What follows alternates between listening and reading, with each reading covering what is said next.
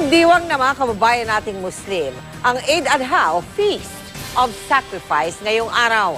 Sa Zamboanga City, 300 baka ang sinimula ng katayin para ipamahagi lalo na sa mga nasa evacuation center.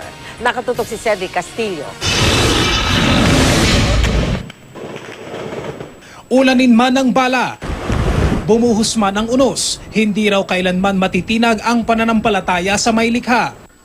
Alas 8 ng umaga nang namataan namin ang ilan nating kapatid na Muslim palabas ng moske sa Barangay Santa Barbara.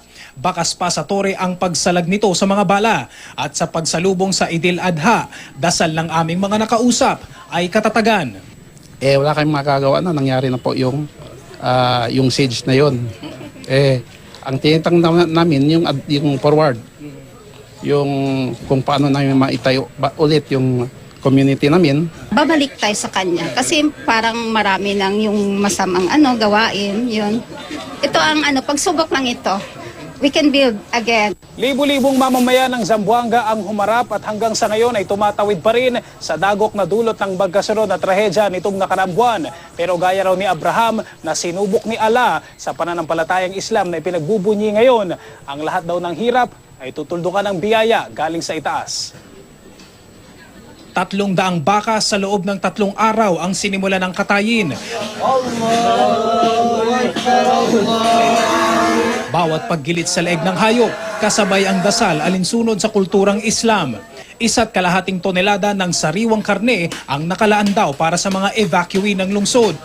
Taunang tradisyon ng Filipino-Turkish Tolerance School na ipamahagi sa mga kapuspalad ang karne ng hayop. Sa pagkakataong ito, lalo pa raw naging makabuluhan ang diwa ng Idil Adha. I really feel sorry for the people of Zamboanga. As a Turkish community, we were not really able to actually extend our help.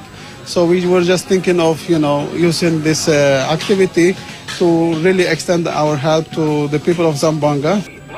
Sa kabila naman ng makulimlim na panahon sa Cotabato City kaninang umaga, nagtipon-tipon ang mga residenteng Muslim para magsimba. Dobleng selebrasyon daw ito dahil nataong anibersaryo ngayon ng pagkakalagda ng Bangsamoro Framework Agreement ng gobyerno at MILF. Sa Metro Manila, maraming piniling magsimba sa outdoor parks tulad ng Quezon Memorial Circle at Rizal Park. Dinagsarin ang Manila Golden Mosque and Cultural Center. Sa isang moske naman sa Lawag City, Ilocos Norte, nakiisa ang mga mag-anak na Muslim mula sa Singapore, India at Malaysia.